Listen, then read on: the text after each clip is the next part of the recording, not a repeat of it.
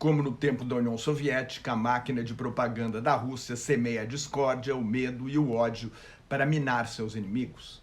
A Guerra Fria não foi vencida pela força das armas. Os arsenais nucleares dos Estados Unidos e da União Soviética eram redundantes. Nenhum lado poderia destruir o outro sem ser destruído. Era o equilíbrio do terror nuclear, a destruição mutuamente assegurada.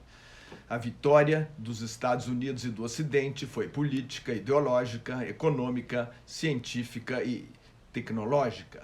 O poder brando ou poder suave, a comunicação social, a cultura, a pop art, o rock and roll, os movimentos jovens, as calças jeans e Hollywood tiveram um papel fundamental ao vender para o mundo o estilo de vida capitalista americano como superior ao modelo comunista soviético. O professor Joseph Nye Jr., da Universidade de Harvard, que criou a expressão, acredita que o poder suave venceu a Guerra Fria. A Rússia não exerce seu poder suave apenas para exaltar a grandeza do país e o heroísmo do seu povo, a excelência de sua cultura, para cultivar uma imagem positiva no exterior, tenta minar a imagem de seus inimigos e explorar as divisões entre os países ocidentais, os medos, as fobias e o ódio, como fez durante a campanha eleitoral de 2016 nos Estados Unidos para derrotar Hillary Clinton e ajudar Donald Trump a chegar à Casa Branca. A máquina de propaganda do Kremlin não é exatamente um poder suave, observa a empresa de consultoria e análise estratégica Stratfor. O ataque aos valores ocidentais é um elemento central da estratégia de comunicação da ditadura de Vladimir Putin. O alvo é a democracia liberal. Em entrevista ao jornal inglês Financial Times, Putin chegou a anunciar a morte do liberalismo ocidental. É o que ele gostaria, mas não vai levar. Embora normalmente o poder da Rússia seja associado às forças armadas, ao desempenho decisivo do Exército Vermelho na Segunda Guerra Mundial e às armas nucleares soviéticas, desde a Guerra Fria, Moscou tem uma poderosa máquina de propaganda com muitos canais de comunicação para atacar as democracias ocidentais em operações de informações. Agentes russos subornam políticos e altos funcionários, se associam a empresários corruptos, se infiltram em organizações sociais e de imigrantes, apoiam ou se opõem a movimentos políticos radicais.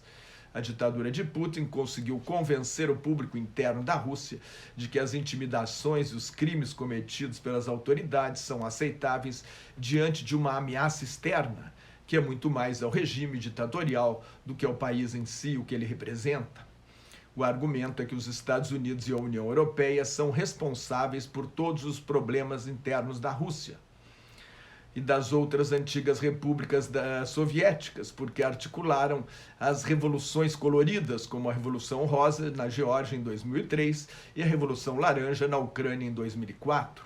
A Rússia alega que sua reação, suas ameaças são apenas um espelho e um reflexo das ações do imperialismo ocidental. Mas, com o fim da Guerra Fria, os Estados Unidos e a Europa não tentaram dividir a Rússia. Tentaram, sim, introduzir a democracia liberal e a economia de mercado, mecanismos de anticorrupção, mecanismos de combate à corrupção, poderes independentes, especialmente o judiciário. Se a Revolução Democrática tivesse avançado mais, esses países teriam situação econômica e qualidade de vida muito melhores, como a Polônia, um antigo satélite da União Soviética, que entrou para a União Europeia. A Polônia é um grande exemplo para a Ucrânia. Uma Ucrânia democrática seria um grande exemplo para a Rússia. Antes de chegar ao poder, em 1999, como primeiro-ministro de Boris Yeltsin, Putin declarou que o fim da União Soviética foi a maior catástrofe geopolítica do século XX. Seu sonho e delírio de grandeza é restaurar o poder imperial soviético. Assim, os Estados Unidos voltaram a ser o arqui-inimigo. Uma suposta ameaça à própria existência da Rússia. A Rússia joga contra os Estados Unidos em todos os tabuleiros. Na Europa, por exemplo, apoia governos e partidos de extrema-direita contrários à União Europeia. Na América Latina, apoia governos e partidos de esquerda, anti-americanos, como as ditaduras de Cuba e de Nicolás Maduro na Venezuela. A máquina de propaganda do Kremlin tenta manipular eleições com notícias falsas e desinformação, como fez nos Estados Unidos, na França contra Emmanuel Macron, sem sucesso, na Hungria, ajudando Viktor Orbán a se reeleger. O objetivo é desacreditar as instituições, manipular eleições e minar a fé na democracia liberal. De modo geral, o Ocidente não faz propaganda negativa contra a Rússia.